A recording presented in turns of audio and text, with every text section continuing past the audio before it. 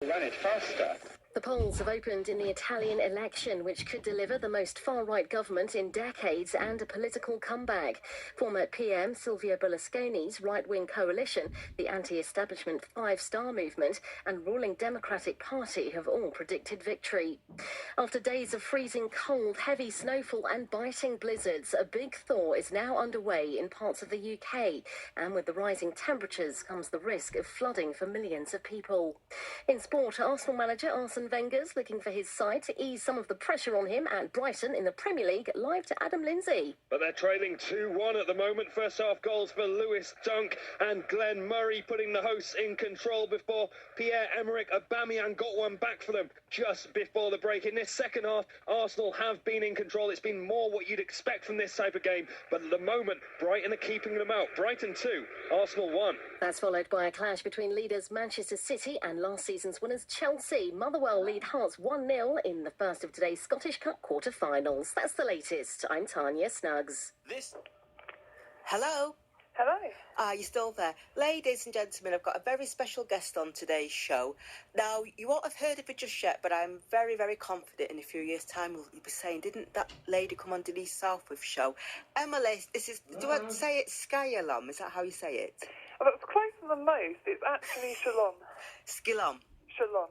Okay, that's fine. We'll just stick to that's fine. Listen, Emily Skillam, that's great. Thank you ever so much for joining me.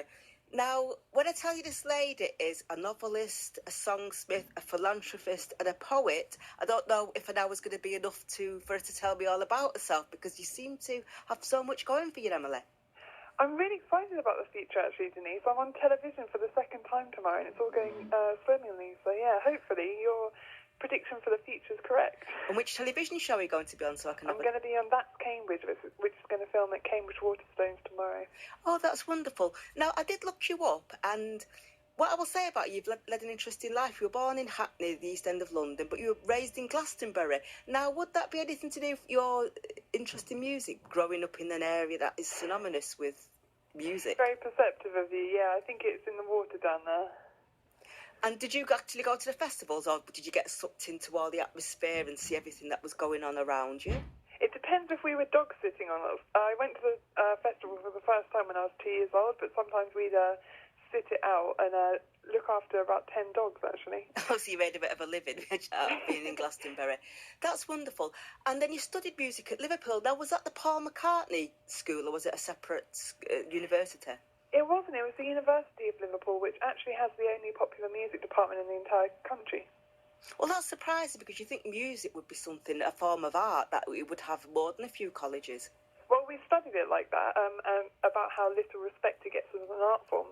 Popular music is obviously the soundtrack of our lives to some extent, so it should be studied more, I think. Well, maybe that's why Paul McCartney felt it necessary to open up his own school. So what kind of music did you study, and what did you do while you were in Liverpool?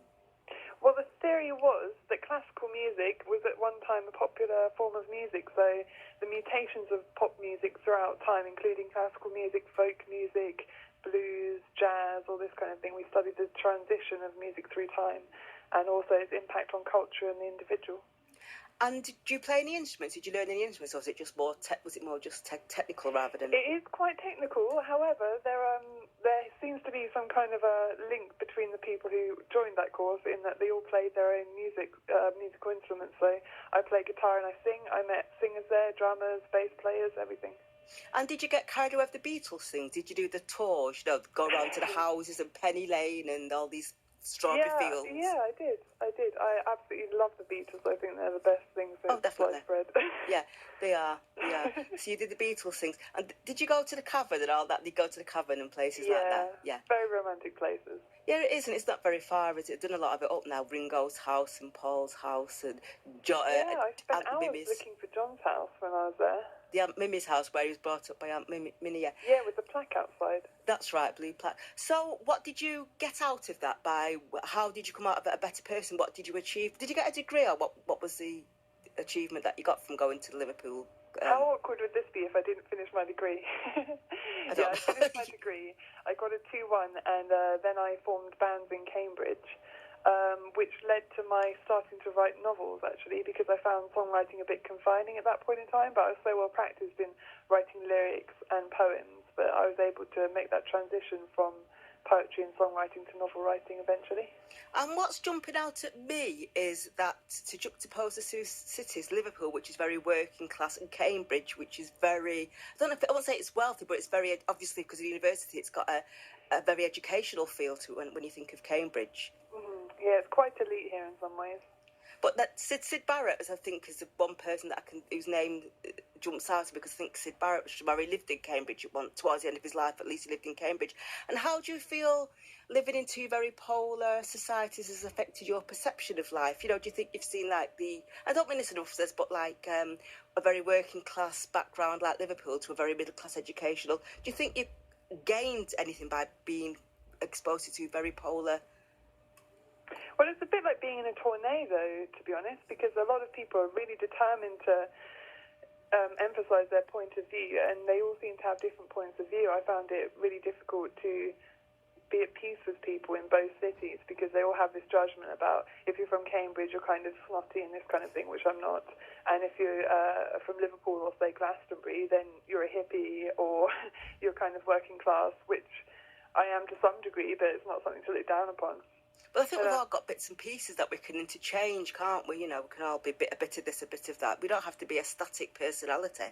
Exactly. And people have these, she's from Liverpool, so she must be this, she must be that if she's from there. It's a bit silly, really, isn't it? But hopefully you'll be able to break down those barriers. Now, tell me about, you're just about to release your third book, but tell me about the Rose, The Rose was your first book, is that correct? That is, yeah. Tell me about The Rose. The Rose is about an incredibly boring human being who doesn't think at all until he has a near-death experience in a car accident. After that point, he realises that the purpose of life, ostensibly, and then writes a new religion all about how to heal the world of all its traumas. I won't give away the ending too much, but it's yeah, that's the general gist of it. And what year did that come out? 2016. Oh, so very recent. And so we could still buy it on, say, Amazon or Waterstones. Would that be correct? That is correct. And if we were going to ask for it, what would we ask? We'd just ask for The Rose. The full title, that's the acronym. The full title is The Religion of Self-Enlightenment. And I believe there's one copy left on Amazon, so get there quick. Oh, okay. So, because I looked at it and I thought it was two separate books. So The Rose is actually the same as The Religion of Self-Enlightenment. That's the one. I sometimes prefer the acronym because religion is a very loaded word. However, there is a second novel which is called The Rivers, and that's coming out very soon on Austen Macaulay. What's Austen Macaulay, if you don't mind me asking? It's a global publisher. Well, I'll tell you, and what's that about without telling us all the story? Because if we tell you the story, nobody will buy it. So tell us a little bit about it, but not too much. It takes a little detour. It's very romantic. There's a lot of philosophy and poetry, and the story hangs around a couple called John and Elizabeth who fall hopelessly, madly in love. And with all the biological and spiritual revelations that come with that, the book does explore the state of being in love and the idea of finding your soulmate.